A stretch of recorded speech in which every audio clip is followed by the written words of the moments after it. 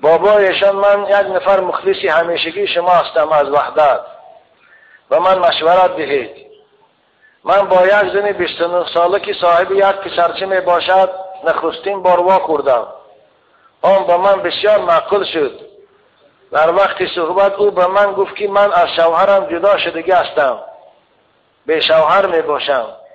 بابایشان من 22 ساله هستم و او 29 ساله. من می توانم با او عایده برپا کنم، چون که خود آن زن نیز راضی می باشد. در آخر در حق عایده من دعای خیر کنید. بابایشان دادر عزیزی همت تو دو وابسته. اگر رفت همون عیال برای شما معقول باشد، یعنی دیگرتان دوست داشته باشید، خوب از نگاه شرع گرفتن شما هیچ خیلی ممنوعیت ندارد. خدا برای شما حلال کرده وقتی که نکاح کنید یا دیگرتان گیرید. لیکن من برای تو جوان تاکید میکنم که مبادا با پشیمان شوی. پشیمانی دارین بعد یک شب بسانی بعد دیگه در نظر شما شوه و بیچاران دارم اونی که این خوب نیست. دادر عزیز حکایه میکنه هارون رشید پیشش 2 کنیزک آوردن برای فروختن. یکی دختر بود، او قدر حسن زیادی نداشت، لیکن دختر بود، روش میده داغ داشته است. خوب یکیش بسیار زیبای خوشرو بود، لیکن شیبه بود، بیوه بود، شوهر کردگی، رنگی خواهر موبانیا بچه داشتن.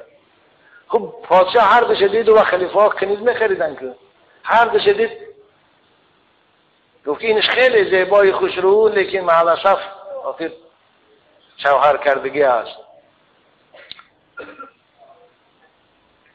اینش باشد خوشرو نه، لیکن دختر است آخر خوب است. علیکم بالابکار، پیغمبر خدا دختر گیره، فانه انطق افواها اعذب افواها و انطق ارحاما.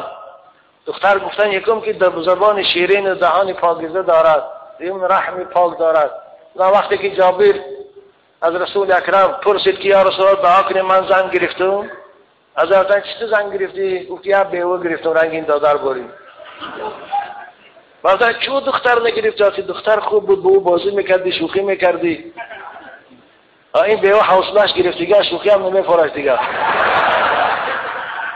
روی حدیث است عزیزان من خوب این دادر نمیگم نگی، فقط مشورت دادشتم، اختیار دارم، زیرا که خیلی بسیار بعد یه هفته با جدا شدن در بسری ما شدم. مثلا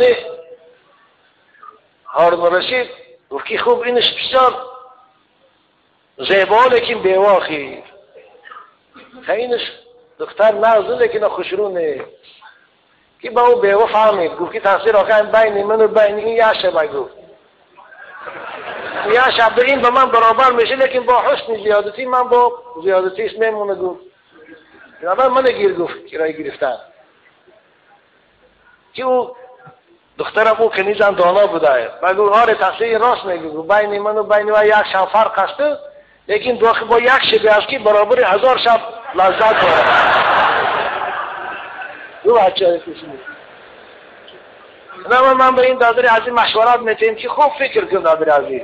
اگر رفت و هر دو به دیگر پیمان کنه که زندگی تانه ادامه میتید، مثل که رسول اکرم حضرت خدیجه مادر مانه گرفتن زندگی شیرین داشتن، میتونه زندگی خوب یا دیگر تانه گره باقی ندارن، کلانی و هیچی فرق نمیکنه. وقتی که شما رو حرمت کند، وقتی که شما رو دوست داره، وقتی خوبیش است. بود ده عزیزان میگن زن وقتی خوبیش بین 20 تا 30 است، یه سال دیگه هم سازه.